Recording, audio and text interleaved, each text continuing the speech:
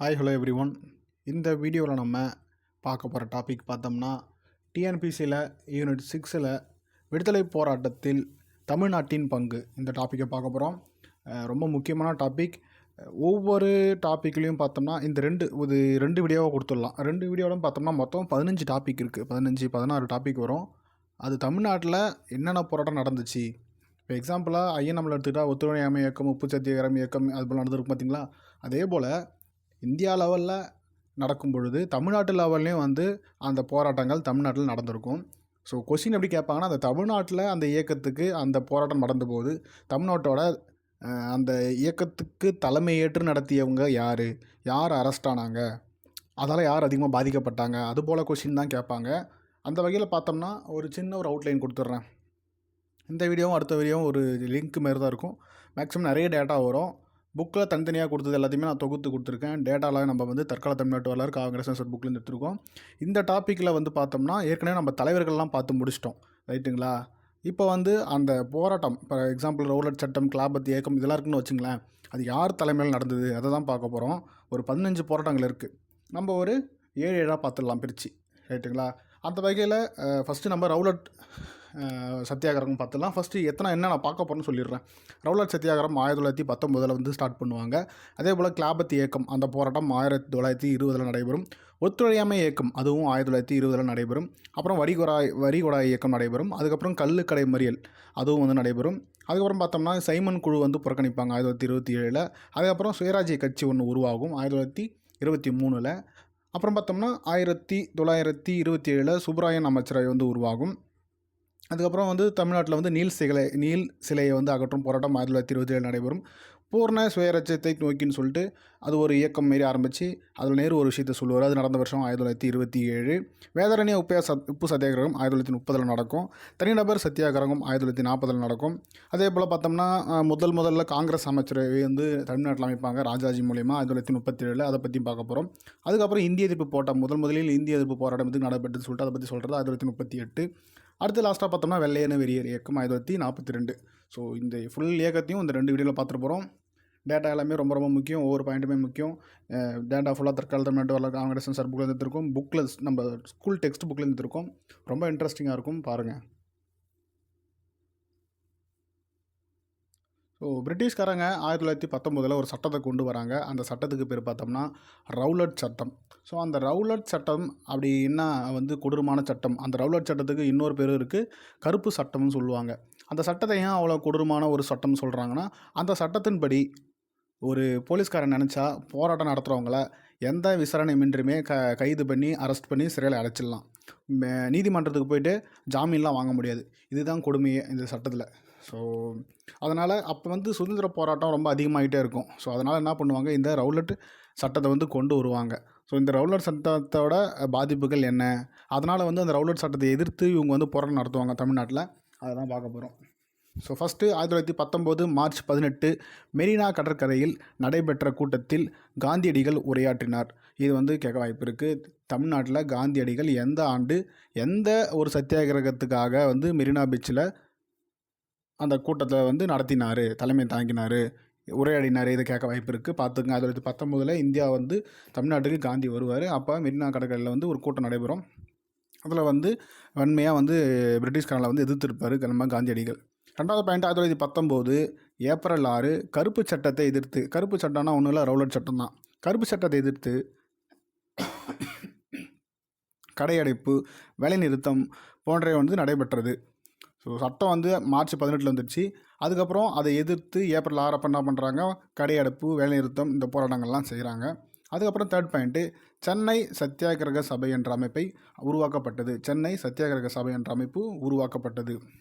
So அப்போ சத்தியாகிரகம் அப்படின்ற ஒரு அமைப்பு உருவாக்குறாங்க சென்னையில். அதுக்கப்புறம் தமிழ்நாட்டிலோட தலைவர்களான ராஜாஜி, கஸ்தூரி ரங்கன், சத்யமூர்த்தி, ஜார்ஜ் ஜோசப் ஆகியோர் கூட்டத்தில் உரை நிகழ்த்தினர். இந்த சத்தியாகிரக கூட்டம் அமைக்கிறாங்களா, அமைதியான முறையில் போராடணும்னு சொல்லிட்டு அதில் ராஜாஜி, கஸ்தூரி ரங்கன், சத்யமூர்த்தினர், ஜார்ஜ் ஜோசப் இவங்களாம் காந்தியை அதிகமாக பின்பற்றுவாங்க. ஸோ அதனால் இவங்க என்ன பண்ணுறாங்க, இந்த சத்தியாகிரக சபையில் உரையை நிகழ்த்துறாங்க.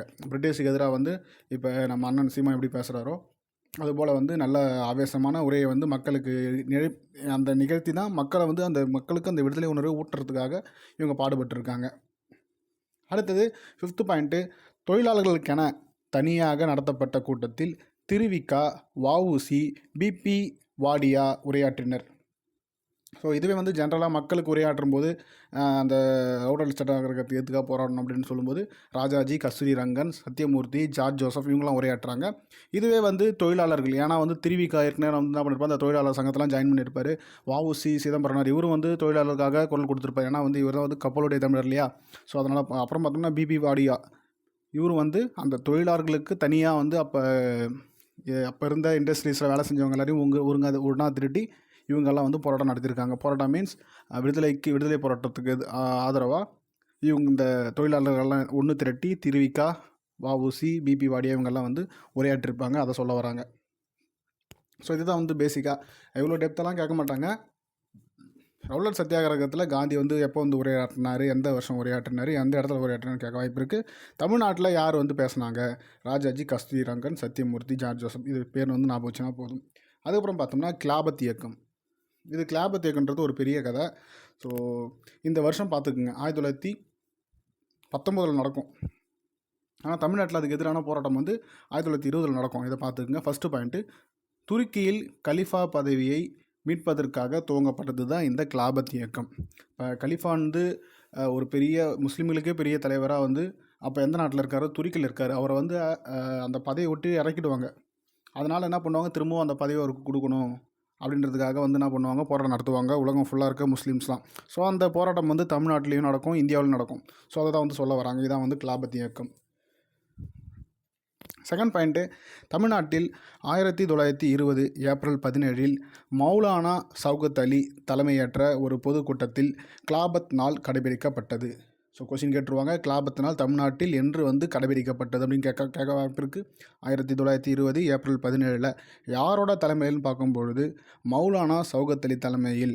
ரைட்டுங்களா. தமிழ்நாட்டில் 1920 ஏப்ரல் 17 மௌலானா சௌகத் அலி தலைமையேற்ற ஒரு பொதுக்கூட்டத்தில் கிலாபத் நாள் கடைபிடிக்கப்பட்டது. ரைட்டுங்களா. இது ரொம்ப முக்கியம். அதே போல் ஏற்கனவே இந்த ப்ரீவியஸ் கொஸ்டின் இதே போன்ற ஒரு மாநாடு ஈரோட்டில் நடைபெற்றது.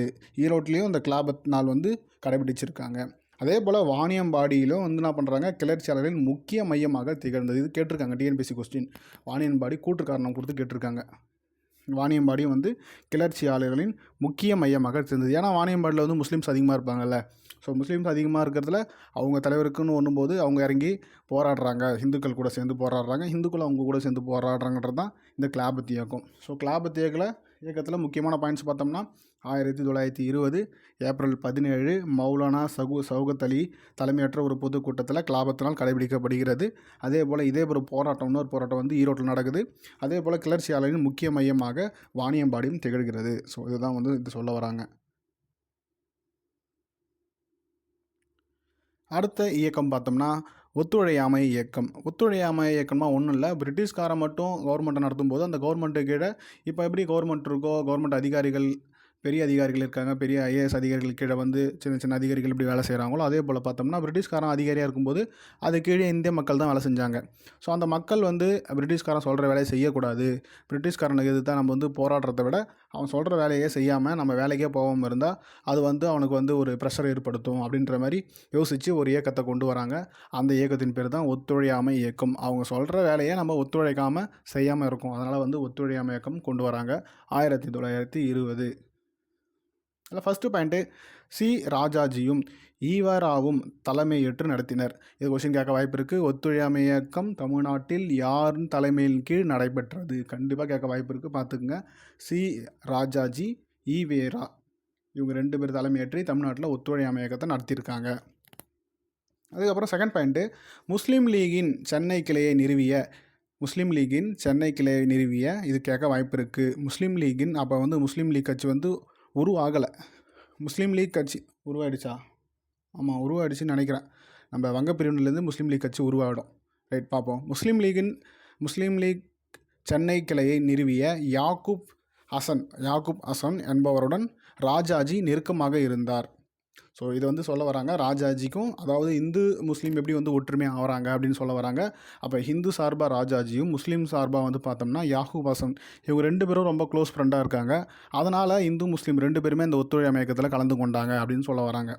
ஸோ திரும்ப சொல்கிறேன், முஸ்லீம் லீக் சென்னை கிளையை முஸ்லீம் லீக்கோட சென்னை கிளையை நிறுவிய யாக்கூப் ஹசன் என்பவருடன் ராஜாஜி நெருக்கமாக இருந்தார். இதன் காரணமாக தமிழ்நாட்டில் ஒத்துழையாமை இயக்கம் இந்து முஸ்லீம் இணைந்து நடத்தினர். அவ்வளோதான் பாயிண்ட். ஸோ பார்த்துக்குங்க, ஒத்துழைமை இயக்கம் 1920 யார் தலைமையில் நடைபெறுதுன்னு பார்த்தோம்னா ராஜாஜி, ஈவேரா நம்ம இருக்க பெரியார் இவங்க தலைமையில் நடைபெறுது. அதில் பார்த்தோம்னா ராஜாஜியும் யாக்கூப் ஹசனும் ஃப்ரெண்டாக இருக்காங்க. இந்த யாக்கூப் ஹசன் யாருன்னு பார்த்தோம்னா முஸ்லீம் லீக் கிளையை வந்து சென்னையில் நிறுவியவர். இப்போ முஸ்லீம் லீக் கட்சி வந்து அப்போ சென்னையில் இல்லை, தமிழ்நாட்டில் இந்தியா லெவலில் தான் இருக்குது. தமிழ்நாட்டுக்கு கொண்டு வந்தவர் இந்த யாக்கூப் ஹசன்ன்றவர் தான். அவரும் இவரும் ஃப்ரெண்டுன்றதால ஒத்துழையாமை இயக்கம் ஒன்றாக நடைபெற்றது. இந்து மக்கள், கிறிஸ்டின் மக்கள் 2 மக்களுமே வந்து இந்த ஒத்துழையாமை இயக்கத்துக்கு கலந்து கொண்டாங்க அப்படின்னு சொல்ல வராங்க. ஸோ முஸ்லீம் இந்து வந்து ஒத்துழையாமை இயக்கம் இது முடிஞ்சுது. அடுத்தது வரிகுடா இயக்கமும் கள்ளுக்கடை மறியல் இயக்கமும்.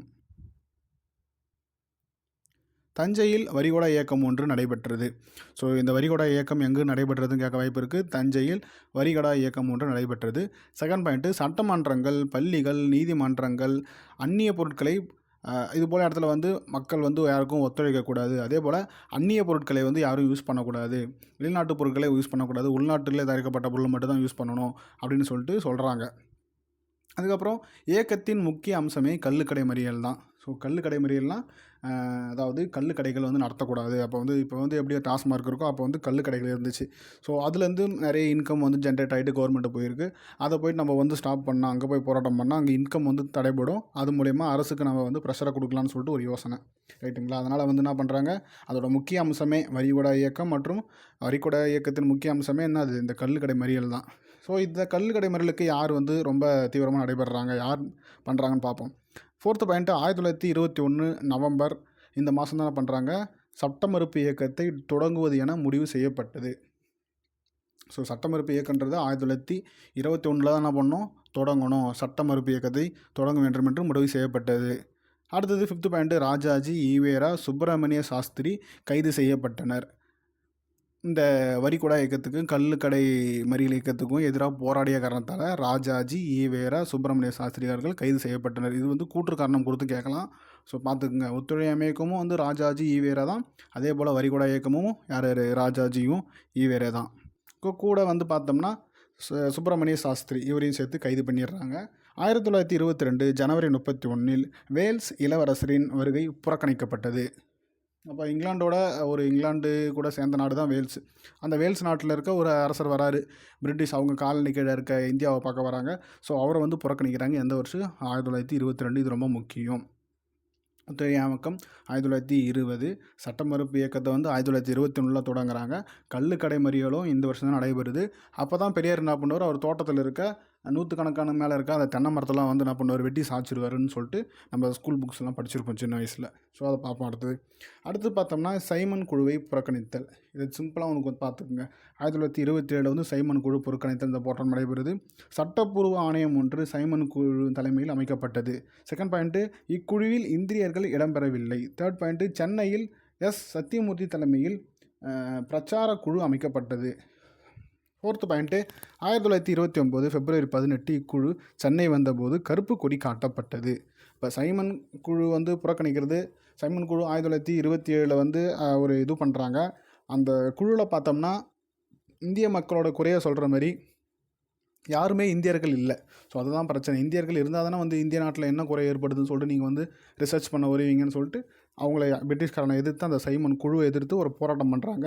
அந்த குழுவுக்கு தலைவர் யார் பார்த்தோம்னா சென்னையில் வந்து சத்தியமூர்த்தி தலைமையில் பிரச்சார குழு அமைக்கப்பட்டது. இது வந்து ரொம்ப முக்கியம். சைமன் குழு வந்து பிரச்சார குழுவுக்கு சென்னையில் தலைமை தாங்கியவர் யார் பார்த்தோம்னா சத்தியமூர்த்தினார்.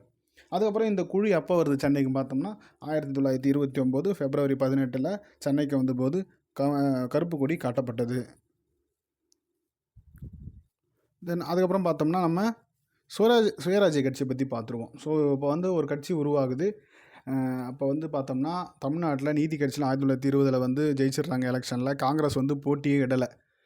இந்தியா வந்து விடுதலை அடைஞ்சால் தான் காங்கிரஸ் போட்டிவிடுன்னு சொல்லிட்டு ஒரு நோக்கத்தோடு இருக்காங்க. அந்த சமயத்தில் நான் பார்த்தோம்னா மாற்றம் விரும்பாதோர்னு சொல்லிட்டு ரெண்டாக பிரிகிறாங்க. மாற்றம் விரும்புவோர் என்ன பண்ணுறாங்க, எலெக்ஷன் நெருங்கி சட்டமன்றத்துக்கு போயிட்டு பிரிட்டிஷ்காரனுக்கு ப்ரெஷர் கொடுக்கணும்னு சொல்லிட்டு ஒரு டீமும், இன்னொரு டீமும் நாங்கள் சட்டமன்றத்துக்கே போகாமல் வெளியிருந்து ப்ரெஷர் பண்ணுறோம்னு சொல்லிட்டு ஒரு டீமும் இருக்கும். ஸோ அந்த காங்கிரஸ் கட்சி பிளவுபட்டதை தான் சொல்லுவாங்க சுயராஜ்ய கட்சி உருவான கதைன்னு சொல்லிட்டு. ஸோ அதை தான் பார்ப்போம். சுயராஜ்ய கட்சியினர் நீதி கட்சியினர் இடையேயான போட்டி. ஸோ ஃபஸ்ட்டு வந்து நீதி கட்சிக்கு வந்து காம்படிஷனே இருக்காது. அதனால் என்ன பண்ணுவாங்க, ஈஸியாக வந்து சுயராஜ்ய கட்சி வந்து ஜெயிச்சுட்டு போயிடுவாங்க. ஆனால் அடுத்த எலெக்ஷன்லாம் பண்ணுவாங்க, நீதி கட்சி ஜெயிச்சுட்டு போயிடுவாங்க. அப்போ சுயராஜ்ய கட்சி வந்து உள்ளே வரும்போது மக்களெல்லாம் சுயராஜ்ய கட்சி பக்கம் போயிடுவாங்க. ஏன்னா முக்கிய தலைவர்கள்லாம் அதில் இருப்பாங்க. ஸோ இந்த ரெண்டு கட்சிக்கும் ஏற்பட்ட போட்டியை பற்றி தான் சொல்ல போகிறோம். இது வந்து எக்ஸாம் பாயிண்டோட ரொம்ப முக்கியம். ஐஎன்எம்லையும் கேட்பாங்க, தமிழ்நாட்டில் விடுதலை போராட்டம் இதுலையும் கேட்பாங்க. ஸோ ஃபஸ்ட்டு பாயிண்ட்டு, ஒத்துழையாமை இயக்கம் விலக்கி கொண்டதை தொடர்ந்து காங்கிரஸ் மாற்றத்தை விரும்புவோர் என ரெண்டாக பிரிஞ்சுது. ஸோ இந்த ஒத்துழையாமை இயக்கத்தை வந்து ஏன் விளக்குறாங்கன்னு சொல்லிட்டு பார்க்கும்பொழுது, அப்போ வந்து நார்த் சைடில் வந்து ஏதோ ஒரு போலீஸ் ஸ்டேஷனை கொளுத்தி விட்டு 20 பேரோ 21 போலீஸோ வந்து இறந்து போயிடுவாங்க. அதனால தான் என்ன பண்ணுவார், இந்த காந்தி வந்து அகிம்சையாக நடைபெற வேண்டிய போராட்டத்தை வந்து மக்கள் இதுமாரி ஆக்கிட்டாங்கன்னு சொல்லிட்டு அந்த ஒத்துழையாமை இயக்கத்தை என்ன பண்ணுறாரு, கை விட்டுருவார். ஸோ அதுக்கப்புறம் தான் என்ன பண்ணுவாங்க, காங்கிரஸில் இருக்க கட்சியை என்ன பண்ணுவாங்க, அதில் வந்து இருக்க மெம்பர்ஸே வந்து ஒரு சில பேர் அக்ரெசிவாக இருப்பாங்க, ஒரு சில பேர் ரொம்ப இதுவாக இருப்பாங்கள்ல. ஸோ என்ன இது, நம்ம ஒன்றும் பிரிட்டிஷ்காரங்கிட்ட வந்து கோரிக்கை வச்சுட்டு மன்றாடிட்டு இருக்கோம், அதெல்லாம் ஒன்றும் சரிப்பட்டு வராது. நம்ம ஆவேசமாக அவனை எதிர்த்து போராடினா தான் வந்து ஜெயிக்க முடியும், அவனுக்கு எதிராக வந்து எலெக்ஷன் நம்ம நின்று ஜெயிக்கணும் அப்படின்ற மாரி பிரிகிறாங்க. அதை தான் சொல்ல வராங்க. ஸோ ஒத்துழையாமை இயக்கம் விலக்கி கொண்டதை தொடர்ந்து காங்கிரஸ் மாற்றத்தை விரும்பாதோர் என ரெண்டாக பிரிந்தது. செகண்ட் பாயிண்ட்டு, மாற்றத்தை விரும்புவோர் தேர்தலில் போட்டியிட்டு சட்டமன்றத்திற்கு சென்றனர். தேர்ட் பாயிண்ட்டு, மாற்றத்தை விரும்பாதோர் தேர்தலை புறக்கணித்தனர். ஃபோர்த் பாயிண்ட்டு, ராஜாஜி காந்தி கொள்கைகளை பின்பற்றுவோர் புறக்கணித்தனர். இந்த ராஜாஜி என்ன பண்ணுவார், காந்திய கொள்கையை வந்து பின்பற்றுவார். அவங்களாம் வந்து எலெக்ஷனில் நிற்கக்கூடாது, எலெக்ஷன் நின்று சட்டமன்றத்துக்கு போகக்கூடாது அப்படின்ற ஒரு கொள்கையோடு இருக்காங்க. ஆனால் ஃபிஃப்த் பாயிண்டில் கஸ்தூரி ரங்கன், எம்ஏ அன்சாரி சட்டமன்ற புறக்கணிக்க முன்வந்தனர். இவங்களாம் வந்து பார்த்தோம்னா காந்தியை ஃபாலோ பண்ணுறவங்க. ராஜாஜி, கஸ்தூரி ரங்கன், எம்ஏ அன்சாரி இவங்களாம் சட்டமன்றத்துக்கு போகாமல் இருக்காங்க. ஆனால் சிஆர் தாஸ், மோதிலால் நேரு இக்கட்சியினை உருவாக்கினர். எந்த கட்சியை, சுயராஜ்ய கட்சியை வந்து உருவாக்குறாங்க 1923 வருஷம். தமிழ்நாட்டில் எஸ் சீனிவாசனார், எஸ் சத்தியமூர்த்தி இக்கட்சிக்கு தலைமை தாங்கினார். இது ரொம்ப முக்கியம். சென்னையில் சுயராஜ்ய கட்சிக்கு தலைமை தாங்கியது யார்? இந்த சென்னையில் சுயராஜ்ய கட்சியோட தலைவர்கள் யாருன்னு கேட்க வாய்ப்பு இருக்குது. நம்ம இந்தியா லெவலில் பார்க்கும்போது சிஆர் தாஸ், மோதிலால் நேரு. தமிழ்நாட்டில் எஸ் சீனிவாசனார், எஸ் சத்தியமூர்த்தி இக்கட்சிக்கு தலைமை தாங்கினர். இது ரொம்ப முக்கியம். அடுத்தது நம்ம இந்த சுப்புராயன் அமைச்சரவை அதோட பார்த்து இந்த வீடியோ முடிச்சுக்கோம். மீதி இருக்க ஒரு 7 வந்து அடுத்த வீடியோவில் பார்ப்போம். சுப்புராயன் அமைச்சரவை 1926. ஸோ 1920 ஒரு எலெக்ஷன் வரும். அதில் வந்து என்ன பண்ணுவாங்கன்னு பார்த்தோம்னா இவங்க ஜெயிச்சிருவாங்க. யார்? நீதி கட்சி ஜெயிச்சிருவாங்க. அதுக்கப்புறம் 1923 நீதி கட்சி ஜெயிச்சிருவாங்க. 1926 அப்போ தான் எலெக்ஷன் நடக்கும். 1926 சென்னை மாகாண தேர்தலில் சுயராஜ்ய கட்சியினர் அதிக இடங்களில் வெற்றி பெற்றனர். இருப்பினும் காங்கிரஸ் கட்சி கொள்கையில் இணங்க, இது வந்து சொல்கிறதுக்கு முன்னாடி எனக்கு கரெக்டாக தெரில, 23 ஜெயிச்சது வந்து சுயராஜ்ய கட்சி ஜெயிச்சிருக்குன்னு நினைக்கிறேன். இது லேட்டாக எனக்கு சரியாக தெரியல, அதை பார்த்துக்குங்க. 20 வந்து கண்டிப்பாக வந்து நம்ம நீதி கட்சி தான் ஜெயிச்சிருக்கோம். 23 எலெக்ஷனில் யார் ஜெயிச்சாங்கன்னு தெரியல. அது மேபி 23 வந்து சுயராஜ்ய கட்சி தான் ஜெயிச்சிருக்குன்னு நினைக்கிறேன். நான் டக்குன்னு மறந்துட்டேன். ஸோ ஃபஸ்ட்டு வந்து பார்த்தலாம் சுயராஜ்ய கட்சி அமைச்சரவை 1926 சென்னை மாகாண தேர்தலில் சுயராஜ்ய கட்சியினர் அதிக இடங்களில் வெற்றி பெற்றனர். செகண்ட் பாயிண்ட்டு, இருப்பினும் காங்கிரஸ் கட்சியின் கொள்கைக்கு இணங்க ஆட்சி பொறுப்பை ஏற்க மறுத்தது.